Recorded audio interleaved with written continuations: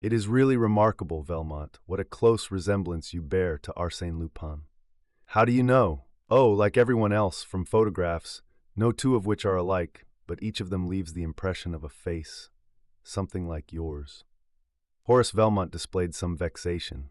Quite so, my dear Devon, and believe me, you are not the first one who has noticed it.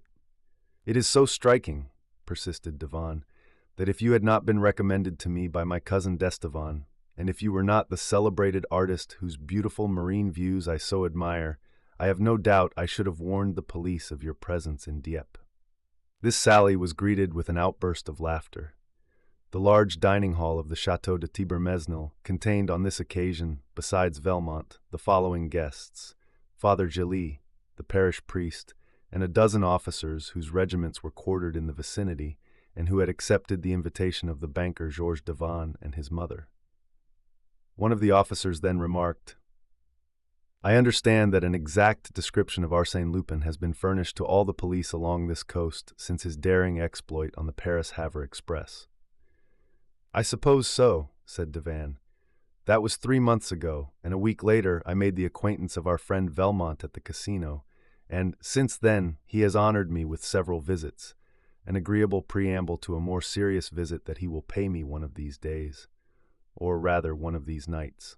This speech evoked another round of laughter, and the guests then passed into the ancient Hall of the Guards, a vast room with a high ceiling which occupied the entire lower part of the Tour Guillaume, William's tower, and wherein Georges Devon had collected the incomparable treasures which the lords of Thibermesnil had accumulated through many centuries.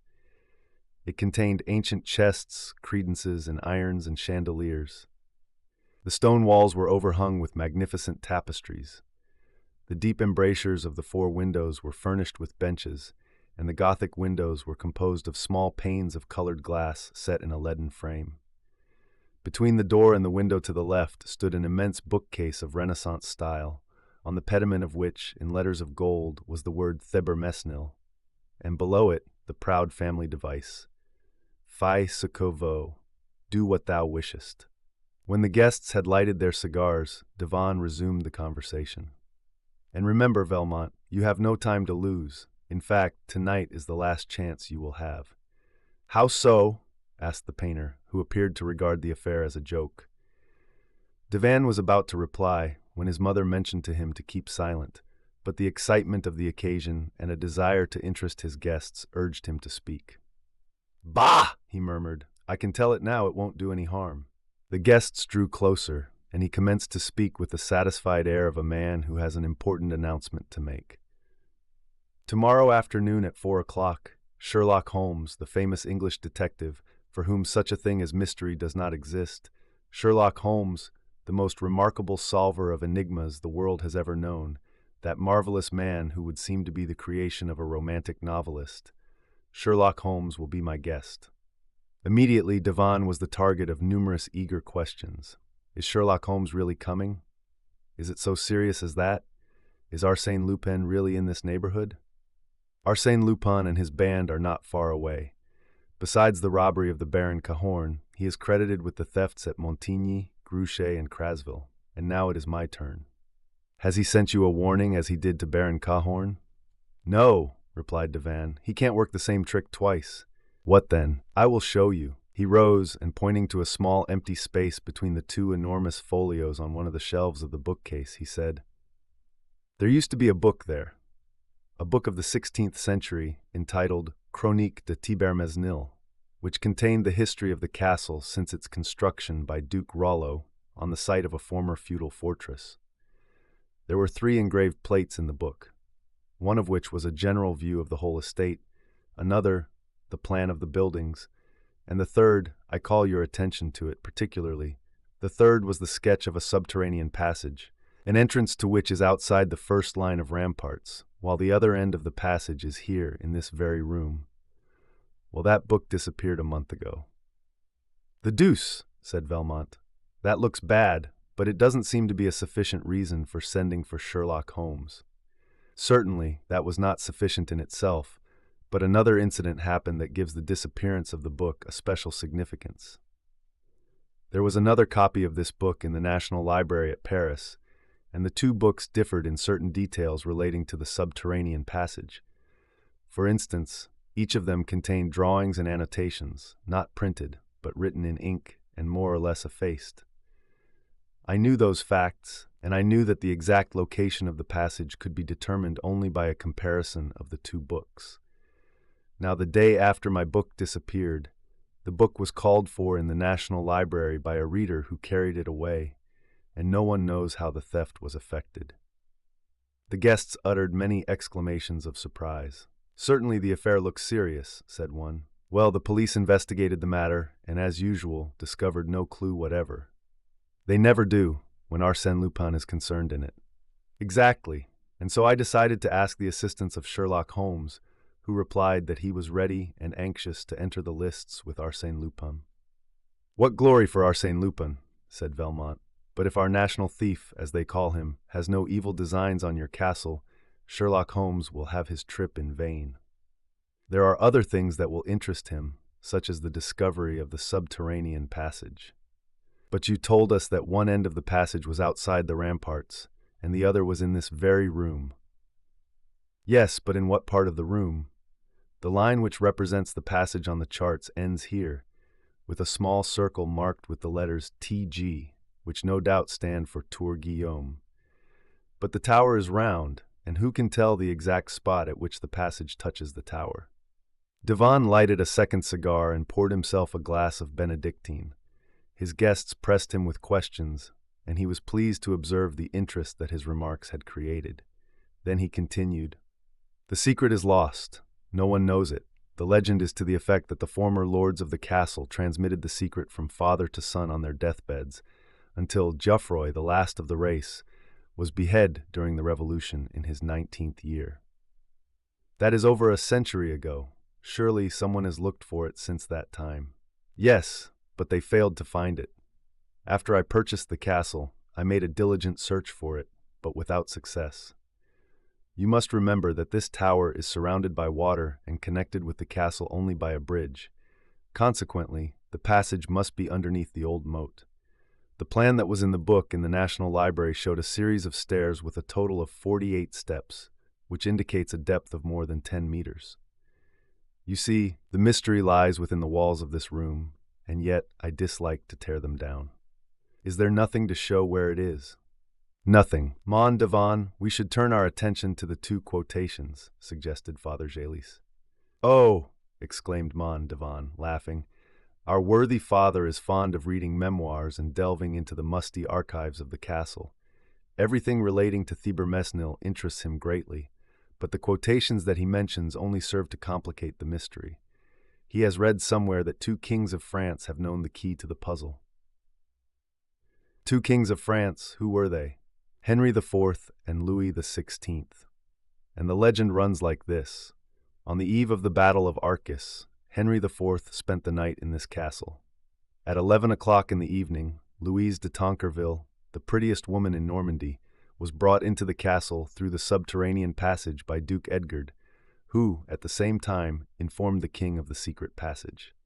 Afterward, the king confided the secret to his minister Sully, who, in turn, relates the story in his book Royal's Economies d'État without making any comment upon it, but linking with it this incomprehensible sentence: "Turn one eye on the bee that shakes, the other eye will lead to God." After a brief silence, Velmont laughed and said, "Certainly it doesn't throw a dazzling light upon the subject." "No, but Father Gélis claims that Sully concealed the key to the mystery in this strange sentence in order to keep the secret from the secretaries to whom he dictated his memoirs." "That is an ingenious theory," said Velmont. "Yes, and it may be nothing more. I cannot see that it throws any light on the mysterious riddle." "And was it also to receive the visit of a lady that Louis XVI caused the passage to be opened?" "I don't know," said Mon Devon. "All I can say is that the king stopped here one night in 1784, and that the famous iron casket found in the Louvre contained a paper bearing these words in the king's own writing, Thibermesnil 3411. Horace Velmont laughed heartily and exclaimed, "At last! And now that we have the magic key, where is the man who can fit it to the invisible lock?" "Laugh as much as you please, monsieur," said Father Gélis, but I am confident the solution is contained in those two sentences, and someday we will find a man able to interpret them. Sherlock Holmes is the man, said Devanne, unless Arsène Lupin gets ahead of him. What is your opinion, Valmont? Valmont arose, placed his hand on Devanne's shoulder, and declared, I think that the information furnished by your book and the book of the National Library was deficient in a very important detail, which you have now supplied. I thank you for it. What is it? The missing key. Now that I have it, I can go to work at once, said Valmont. Of course, without losing a minute, said Devanne, smiling. Not even a second, replied Valmont. Tonight, before the arrival of Sherlock Holmes, I must plunder your castle. You have no time to lose. Oh, by the way, I can drive you over this evening. To Dieppe? Yes. I am going to meet Monsieur and Madame d'Andral and a young lady of their acquaintance who are to arrive by the midnight train. Then addressing the officers, Devanne added, Gentlemen, I shall expect to see all of you at breakfast tomorrow. The invitation was accepted. The company dispersed, and a few moments later Devanne and Valmont were speeding toward Dieppe in an automobile. Devanne dropped the artist in front of the casino and proceeded to the railway station. At 12 o'clock his friends alighted from the train. A half hour later the automobile was at the entrance to the castle. At 1 o'clock, after a light supper, they retired. The lights were extinguished, and the castle was enveloped in the darkness and silence of the night. The moon appeared through a rift in the clouds and filled the drawing room with its bright white light, but only for a moment. Then the moon again retired behind its ethereal draperies, and darkness and silence reigned supreme. No sound could be heard, save the monotonous ticking of the clock. It struck 2, and then continued its endless repetitions of the seconds. Then 3 o'clock. Suddenly, something clicked, like the opening and closing of a signal disc that warns the passing train. A thin stream of light flashed to every corner of the room, like an arrow that leaves behind it a trail of light. It shot forth from the central fluting of a column that supported the pediment of the bookcase. It rested for a moment on the panel opposite, like a glittering circle of burnished silver, then flashed in all directions like a guilty eye that scrutinizes every shadow. It disappeared for a short time, but burst forth again as a whole section of the bookcase revolved on a pivot and disclosed a large opening like a vault. A man entered, carrying an electric lantern. He was followed by a second man who carried a coil of rope and various tools. The leader inspected the room, listened a moment, and said, "Call the others." Then 8 men, stout fellows with resolute faces, entered the room and immediately commenced to remove the furnishings. Arsène Lupin passed quickly from one piece of furniture to another, examined each, and, according to its size or artistic value, he directed his men to take it or leave it. If ordered to be taken, it was carried to the gaping mouth of the tunnel and ruthlessly thrust into the bowels of the earth. Such was the fate of 6 armchairs, 6 small Louis XV chairs, a quantity of Aubusson tapestries, some candelabra, paintings by Fragonard and Nattier, a bust by Houdin, and some statuettes. Sometimes Lupin would linger before a beautiful chest or a superb picture and sigh, "That is too heavy, too large, what a pity."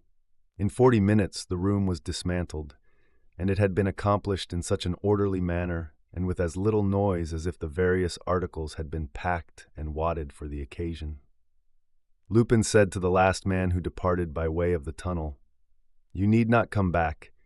You understand that as soon as the auto van is loaded, you are to proceed to the Grange at Roquefort.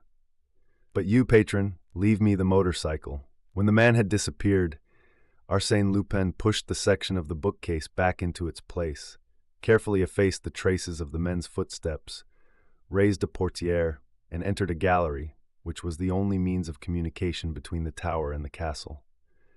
In the center of this gallery there was a glass cabinet which had attracted Lupin's attentions. It contained a valuable collection of watches, snuff-boxes, rings, chatelaines, and miniatures of rare and beautiful workmanship.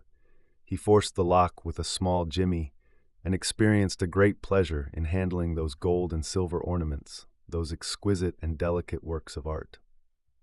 He carried a large linen bag, specially prepared for the removal of such knickknacks. He filled it. Then he filled the pockets of his coat, waistcoat, and trousers, and he was just placing over his left arm, a number of pearl reticules, when he heard a slight sound. He listened. No, he was not deceived. The noise continued. Then he remembered that at one end of the gallery there was a stairway leading to an unoccupied apartment, but which was probably occupied that night by the young lady whom Mon Devan had brought from Dieppe with his other visitors. Immediately he extinguished his lantern and had scarcely gained the friendly shelter of a window embrasure when the door at the top of the stairway was opened and a feeble light illuminated the gallery. He could feel, for, concealed by a curtain he could not see, that a woman was cautiously descending the upper steps of the stairs. He hoped she would come no closer. Yet she continued to descend and even advanced some distance into the room. Then she uttered a faint cry. No doubt she had discovered the broken and dismantled cabinet. She advanced again. Now he could smell the perfume and hear the throbbing of her heart as she drew closer to the window where he was concealed. She passed so close that her skirt brushed against the window curtain, and Lupin felt that she suspected the presence of another behind her in the shadow, within reach of her hand. He thought, "She is afraid. She will go away." But she did not go. The candle that she carried in her trembling hand grew brighter. She turned, hesitated a moment, appeared to listen, then suddenly drew aside the curtain. They stood face to face. Arsène was astounded. He murmured, involuntarily, You, mademoiselle." It was Miss Nellie. Miss Nellie, his fellow passenger on the transatlantic steamer, who had been the subject of his dreams on that memorable voyage, who had been a witness to his arrest, and who, rather than betray him, had dropped into the water the kodak in which he had concealed the banknotes and diamonds. Miss Nellie, that charming creature, the memory of whose face had sometimes cheered, sometimes saddened the long hours of imprisonment. It was such an unexpected encounter that brought them face to face in that castle at that hour of the night that they could not move nor utter a word. They were amazed, hypnotized, each at the sudden apparition of the other. Trembling with emotion, Miss Nellie staggered to a seat. He remained standing in front of her. Gradually he realized the situation and conceived the impression he must have produced at that moment with his arms laden with knickknacks, and his pockets and a linen sack overflowing with plunder. He was overcome with confusion, and he actually blushed to find himself in the position of a thief caught in the act. To her, henceforth, he was a thief, a man who puts his hand in another's pocket, who steals into houses and robs people while they sleep. A watch fell upon the floor, then another. These were followed by other articles which slipped from his grasp, one by one. Then, actuated by a sudden decision, he dropped the other articles into an armchair, emptied his pockets, and unpacked his sack. He felt very uncomfortable in Nellie's presence, and stepped toward her with the intention of speaking to her, but she shuddered, rose quickly, and fled toward the salon. The portière closed behind her. He followed her. She was standing trembling and amazed at the sight of the devastated room. He said to her at once, "Tomorrow, at 3 o'clock, everything will be returned. The furniture will be brought back." She made no reply, so he repeated, "I promise it, tomorrow at 3 o'clock. Nothing in the world could induce me to break that promise. Tomorrow at 3 o'clock. Then followed a long silence that he dared not break, whilst the agitation of the young girl caused him a feeling of genuine regret. Quietly, without a word, he turned away, thinking, "I hope she will go away. I can't endure her presence." But the young girl suddenly spoke and stammered, "Listen, footsteps. I hear someone." He looked at her with astonishment. She seemed to be overwhelmed by the thought of approaching peril. "I don't hear anything," he said. "But you must go, you must escape." "Why should I go?" "Because you must. Oh, do not remain here another minute. Go." She ran quickly to the door leading to the gallery and listened. No, there was no one there. Perhaps the noise was outside. She waited a moment, then returned reassured. But Arsène Lupin had disappeared. As soon as Mon Devan was informed of the pillage of his castle, he said to himself, "It was Velmont who did it, and Velmont is Arsène Lupin." That theory explained everything, and there was no other plausible explanation. And yet the idea seemed preposterous. It was ridiculous to suppose that Velmont was anyone else than Velmont, the famous artist and club fellow of his cousin d'Estevan. So, when the captain of the gendarmes arrived to investigate the affair, Devan did not even think of mentioning his absurd theory. Throughout the forenoon, there was a lively commotion at the castle. The gendarmes, the local police, the chief of police from Dieppe, the villagers, all circulated to and fro in the halls, examining every nook and corner that was open to their inspection. The approach of the maneuvering troops, the rattling fire of the musketry, added to the picturesque character of the scene. The preliminary search furnished no clue. Neither the doors nor windows showed any signs of having been disturbed. Consequently, the removal of the goods must have been effected by means of the secret passage. Yet, there were no indications of footsteps on the floor, nor any unusual marks upon the walls. Their investigations revealed, however, one curious fact that denoted the whimsical character of Arsène Lupin. The famous Chronique of the 16th century had been restored to its accustomed place in the library, and beside it there was a similar book, which was none other than the volume stolen from the National Library. At 11 o'clock the military officers arrived. Devan welcomed them with his usual gaiety, for, no matter how much chagrin he might suffer from the loss of his artistic treasures, his great wealth enabled him to bear his loss philosophically. His guests, Monsieur and Madame d'Andral and Miss Nelly, were introduced, and it was then noticed that one of the expected guests had not arrived. It was Horace Velmont. Would he come? His absence had awakened the suspicions of Mon. Devan. But at 12 o'clock he arrived. Devan exclaimed, "Ah, here you are." "Why am I not punctual?" asked Velmont. "Yes, and I am surprised that you are, after such a busy night. I suppose you know the news?" "What news?" "You have robbed the castle." "Nonsense!" exclaimed Velmont, smiling. "Exactly as I predicted, but first escort Miss Underdown to the dining room." "Mademoiselle, allow me—" He stopped as he remarked the extreme agitation of the young girl. Then, recalling the incident, he said, "Ah, of course you met Arsène Lupin on the steamer before his arrest, and you are astonished at the resemblance. Is that it?" She did not reply. Velmont stood before her, smiling. He bowed. She took his proffered arm. He escorted her to her place and took his seat opposite her. During the breakfast, the conversation related exclusively to Arsène Lupin, the stolen goods, the secret passage, and Sherlock Holmes. It was only at the close of the repast, when the conversation had drifted to other subjects, that Velmont took any part in it. Then he was, by turns, amusing and grave, talkative and pensive, and all his remarks seemed to be directed to the young girl. But she, quite absorbed, did not appear to hear them. Coffee was served on the terrace overlooking the court of honor and the flower garden in front of the principal façade. The regimental band played on the lawn, and scores of soldiers and peasants wandered through the park. Miss Nelly had not forgotten, for one moment, Lupin's solemn promise. "Tomorrow at 3 o'clock, everything will be returned." At 3 o'clock! And the hands of the great clock in the right wing of the castle now marked 20 minutes to 3. In spite of herself, her eyes wandered to the clock every minute. She also watched Velmont, who was calmly swinging to and fro in a comfortable rocking chair. 10 minutes to 3. 5 minutes to 3. Nelly was impatient and anxious. Was it possible that Arsène Lupin would carry out his promise at the appointed hour, when the castle, the courtyard, and the park were filled with people, and at the very moment when the officers of the law were pursuing their investigations? And yet, Arsène Lupin had given her his solemn promise. It will be exactly as he said, thought she. So deeply was she impressed with the authority, energy, and assurance of that remarkable man. To her, it no longer assumed the form of a miracle, but on the contrary, a natural incident that must occur in the ordinary course of events. She blushed and turned her head. 3 o'clock. The great clock struck slowly. 1, 2, 3. Horace Velmont took out his watch, glanced at the clock, then returned the watch to his pocket.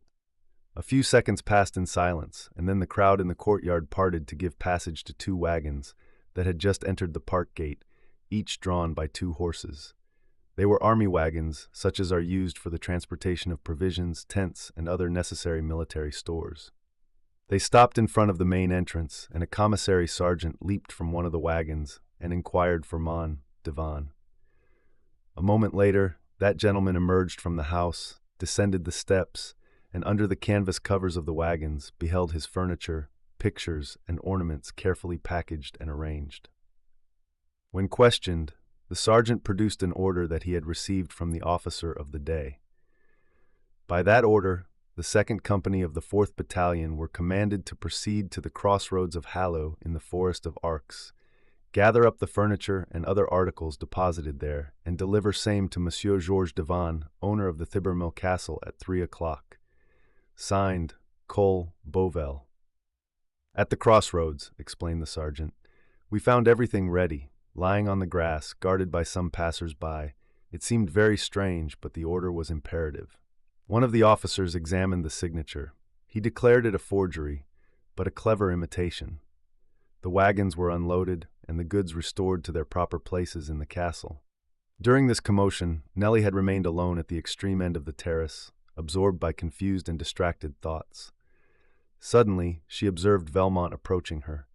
She would have avoided him, but the balustrade that surrounded the terrace cut off her retreat.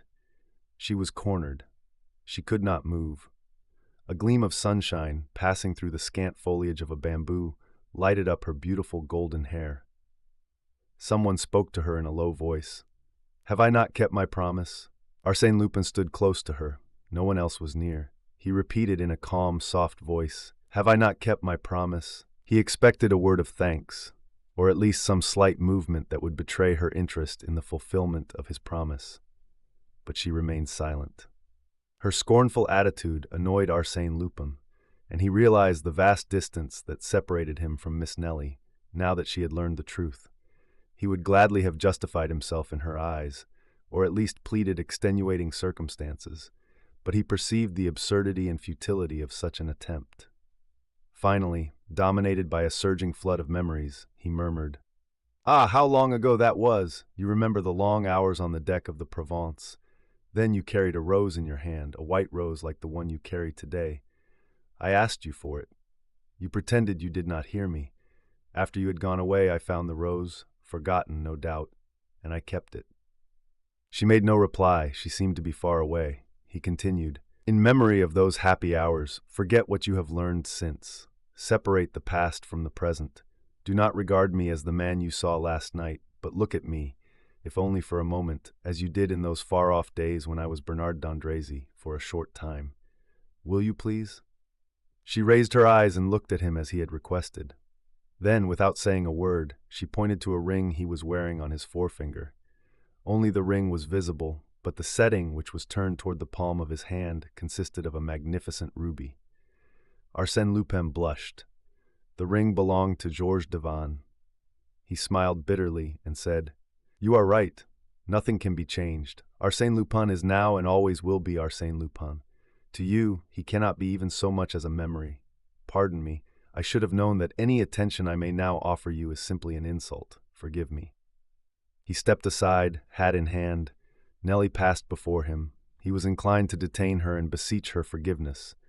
But his courage failed, and he contented himself by following her with his eyes, as he had done when she descended the gangway to the pier at New York. She mounted the steps leading to the door and disappeared within the house. He saw her no more. A cloud obscured the sun. Arsène Lupin stood watching the imprints of her tiny feet in the sand. Suddenly he gave a start. Upon the box which contained the bamboo, beside which Nellie had been standing, he saw the rose, the white rose which he had desired but dared not ask for. Forgotten, no doubt, it also. But how? Designedly or through distraction? He seized it eagerly. Some of its petals fell to the ground. He picked them up one by one like precious relics. "Come," he said to himself. "I have nothing more to do here. I must think of my safety before Sherlock Holmes arrives." The park was deserted, but some gendarmes were stationed at the park gate. He entered a grove of pine trees, leaped over the wall, and as a short cut to the railroad station, followed a path across the fields.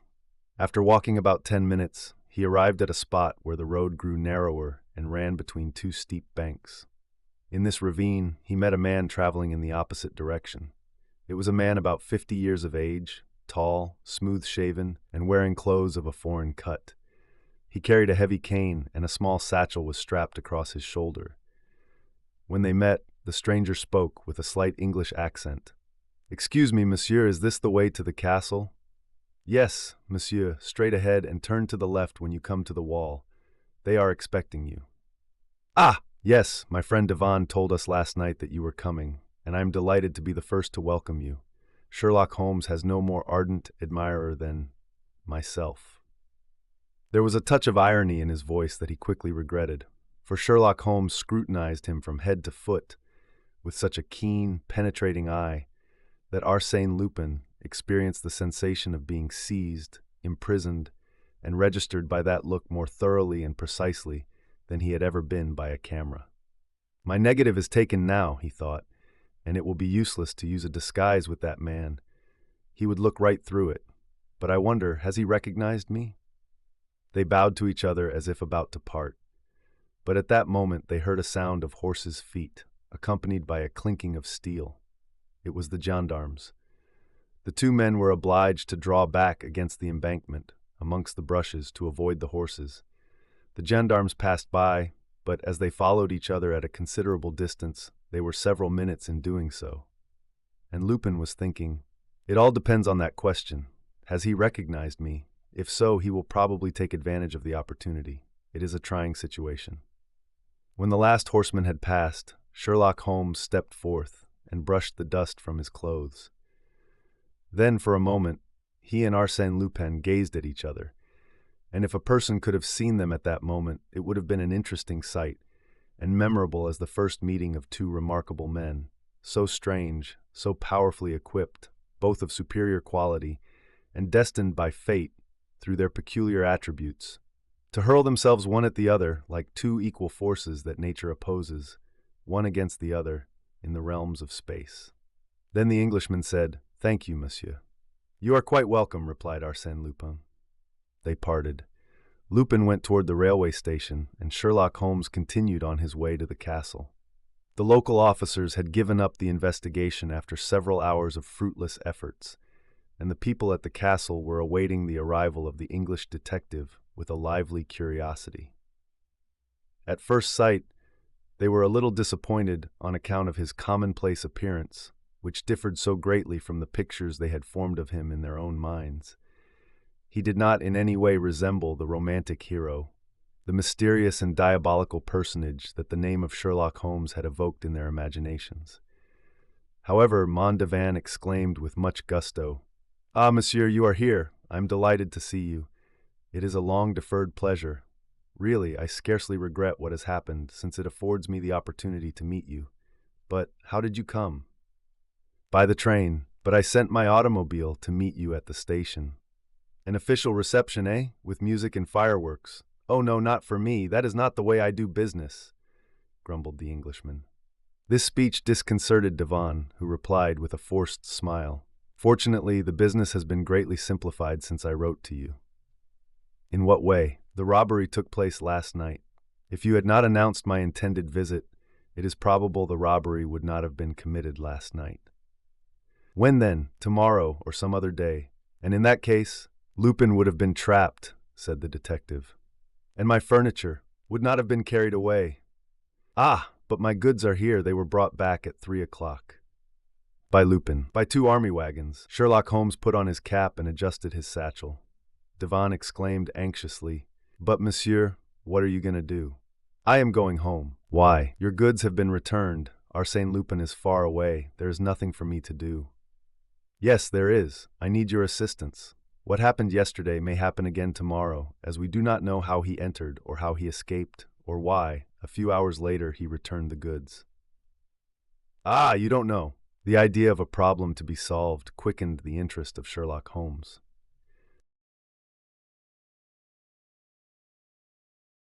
Devon understood and conducted the Englishman to the salon. In a dry, crisp voice, in sentences that seemed to have been prepared in advance, Holmes asked a number of questions about the events of the preceding evening, and inquired also concerning the guests and the members of the household. Then he examined the 2 volumes of the Chronique, compared the plans of the subterranean passage, requested a repetition of the sentences discovered by Father Jaley, and then asked, "Was yesterday the first time you have spoken those 2 sentences to any one?" "Yes." "You had never communicated then to Horace Velmont?" "No." "Well, order the automobile. I must leave in an hour." "In an hour. Yes, within that time, Arsène Lupin solved the problem that you placed before him. I placed before him. Yes, Arsène Lupin or Horace Velmont, same thing. I thought so. Ah, the scoundrel. Now let us see, said Holmes. Last night at 10 o'clock, you furnished Lupin with the information that he lacked and that he had been seeking for many weeks. During the night, he found time to solve the problem, collect his men, and rob the castle. I shall be quite as expeditious. He walked from end to end of the room in deep thought, then sat down, crossed his long legs, and closed his eyes. Devon waited, quite embarrassed. Thought he, is the man asleep, or is he only meditating? However, he left the room to give some orders, and when he returned, he found the detective on his knees scrutinizing the carpet at the foot of the stairs in the gallery. What is it? He inquired. Look, there are spots from a candle. You are right, and quite fresh. And you will also find them at the top of the stairs and around the cabinet that Arsène Lupin broke into, and from which he took the bibelots that he afterward placed in this armchair. What do you conclude from that? Nothing. These facts would doubtless explain the cause for the restitution, but that is a side issue that I cannot wait to investigate. The main question is the secret passage. First, tell me, is there a chapel some 200 or 300 meters from the castle? Yes, a ruined chapel containing the tomb of Duke Rollo. Tell your chauffeur to wait for us near that chapel. My chauffeur hasn't returned. If he had, they would have informed me. Do you think the secret passage runs to the chapel? What reason have? I would ask you, monsieur, interrupted the detective, to furnish me with a ladder and a lantern. What, do you require a ladder and a lantern? Certainly, or I shouldn't have asked for them. Devon, somewhat disconcerted by this crude logic, rang the bell. The two articles were given with the sternness and precision of military commands. Place the ladder against the bookcase, to the left of the word Tabermesnil. Devon placed the ladder as directed, and the Englishman continued. More to the left, to the right, there. Now climb up. All the letters are in relief, aren't they? Yes, first turn the letter I one way or the other. Which one? There are two of them. The first one. Devon took hold of the letter and exclaimed, Ah, yes, it turns toward the right. Who told you that? Sherlock Holmes did not reply to the question, but continued his directions. Now, take the letter B, move it back and forth as you would a bolt. Devon did so, and to his great surprise it produced a clicking sound. Quite right, said Holmes. Now we will go to the other end of the word Thibermesnil. Try the letter Y and see if it will open like a wicket. With a certain degree of solemnity, Devon seized the letter. It opened, but Devon fell from the ladder, for the entire section of the bookcase, lying between the first and last letters of the words, turned on a pivot and disclosed the subterranean passage. Sherlock Holmes said coolly, You are not hurt? No, no, said Devon, as he rose to his feet. Not hurt, only bewildered. I can't understand now. Those letters turn, the secret passage opens. Certainly. Doesn't that agree exactly with the formula given by Sully? Turn one eye on the bee that shakes, the other eye will lead to God. But Louis XVI, asked Devon. Louis XVI was a clever locksmith. I have read a book he wrote about combination locks. It was a good idea on the part of the owner of Thibermesnil to show His Majesty a clever bit of mechanism. As an aid to his memory, the king wrote 3-4-11, that is to say, the third, fourth, and 11th letters of the word. Exactly. I understand that. It explains how Lupin got out of the room, but it does not explain how he entered, and it is certain he came from the outside. Sherlock Holmes lighted his lantern and stepped into the passage. Look, all the mechanism is exposed here like the works of a clock, and the reverse side of the letters can be reached. Lupin worked the combination from this side, that is all. What proof is there of that? Proof? Why, look at that puddle of oil. Lupin foresaw that the wheels would require oiling. Did he know about the other entrance? As well as I know it, said Holmes. Follow me. Into that dark passage. Are you afraid? No, but are you sure you can find the way out? With my eyes closed. At first they descended 12 steps, then 12 more, and farther on, 2 other flights of 12 steps each. Then they walked through a long passageway, the brick walls of which showed the marks of successive restorations, and, in spots, were dripping with water. The earth also was very damp. We are passing under the pond, said Devon, somewhat nervously. At last they came to a stairway of 12 steps, followed by 3 others of 12 steps each, which they mounted with difficulty, and then found themselves in a small cavity cut in the rock. They could go no further.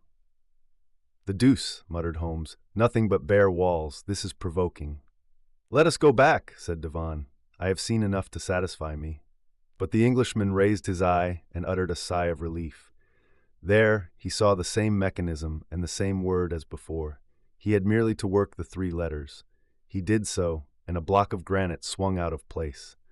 On the other side, this granite block formed the tombstone of Duke Rollo, and the word Thibermesnil was engraved on it in relief. Now they were in the little ruined chapel, and the detective said, "The other eye leads to God, that means to the chapel." "It is marvelous!" exclaimed Devan, amazed at the clairvoyance and vivacity of the Englishman. "Can it be possible that those few words were sufficient for you?" "Bah!" declared Holmes. "They weren't even necessary. In the chart in the book of the National Library, the drawing terminates at the left, as you know, in a circle, and at the right, as you do not know, in a cross. Now that cross must refer to the chapel in which we now stand." Poor Devon could not believe his ears. It was all so new, so novel to him. He exclaimed, "It is incredible, miraculous, and yet of a childish simplicity. How is it that no one has ever solved the mystery?" "Because no one has ever united the essential elements, that is to say, the 2 books and the 2 sentences. No one but Arsène Lupin and myself. But Father Gélis and I knew all about those things, and likewise—" Holmes smiled and said, "Monsieur Devon, everybody cannot solve riddles. I have been trying for 10 years to accomplish what you did in 10 minutes. Bah, I'm used to it." They emerged from the chapel and found an automobile. "Ah, there's an auto waiting for us." "Yes, it is mine," said Devon. "Yours? You said your chauffeur hadn't returned." They approached the machine, and Devan questioned the chauffeur. "Edouard, who gave you orders to come here?" "Why, it was Monsieur Velmont." "Velmont, did you meet him?" "Near the railway station, and he told me to come to the chapel." "To come to the chapel, what for?" "To wait for you, monsieur, and your friend." Devon and Holmes exchanged looks, and Devan said, "He knew the mystery would be a simple one for you. It is a delicate compliment."